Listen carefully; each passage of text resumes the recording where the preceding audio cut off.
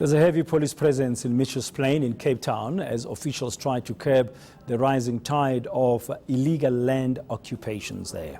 Violence broke out in Woodlands yesterday after residents went on the rampage.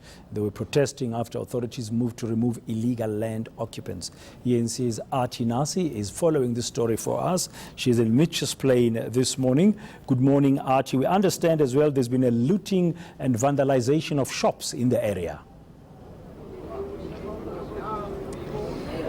That's right. There's been several shops in the area that have been looted.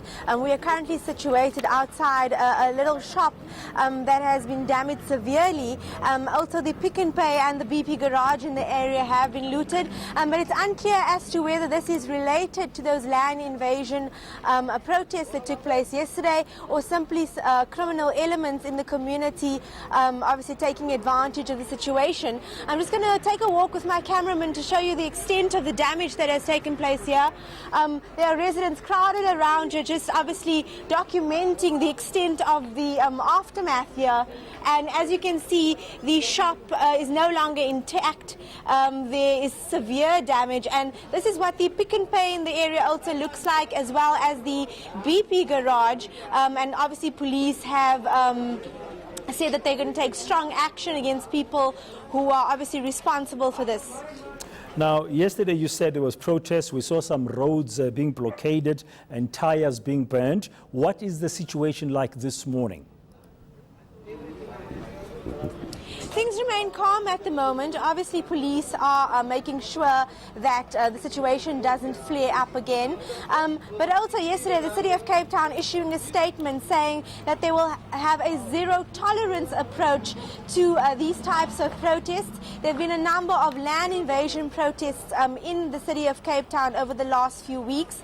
And the City of Cape Town actually calling for SAPS to establish a multi-agency priority committee, a special task team to deal with these protests, which they say are on the rise.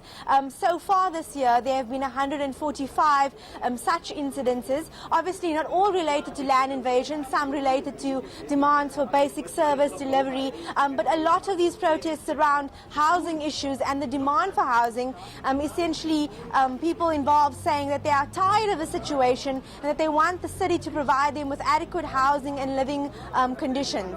Besides Cape Town, Aarti, in the Western Cape, how serious is the land invasion situation?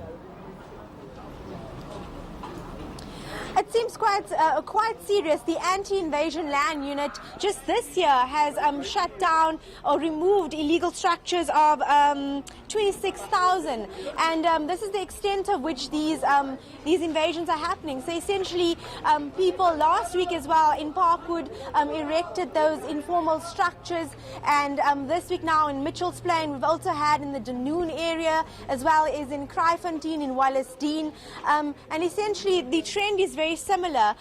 Structures being erected on unoccupied land, and essentially then law enforcement has to come in because by law they are mandated to remove those occupants of the unoccupied land who obviously are occupying that land illegally.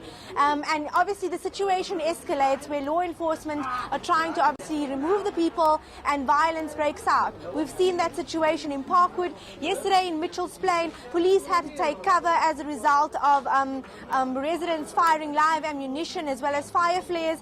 So it seems that the situation is quite tense and that it is escalating in the Western Cape.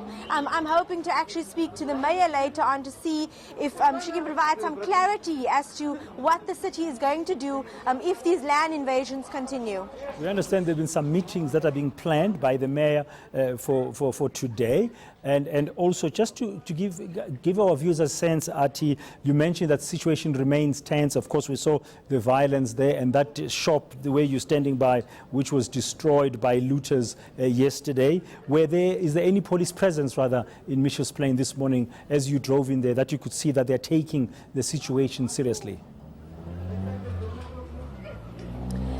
Well, just to touch on the first point, the mayor will be meeting residents of Vrygrond. That was also an area that was affected recently, later today in a closed meeting. And we know that obviously the other officials, such as the Human Settlements MEC, was speaking to other residents, such as in Parkwood, on this particular situation. At the moment when we drove in, we drove past the BP garage, which was looted, and this particular shop. There is no police presence at this point. Obviously we will take a drive in later on to see if the other areas like the Pick and Pay have police there. But most of the areas have been cordoned off. But yeah, the police presence, we haven't noticed any police at the moment. Thank you very much. That's eNCA's Aarti Narsee in Mitchell's Plain in Cape Town this morning. And of course, she'll continue to give out the latest developments of this story as the day progresses.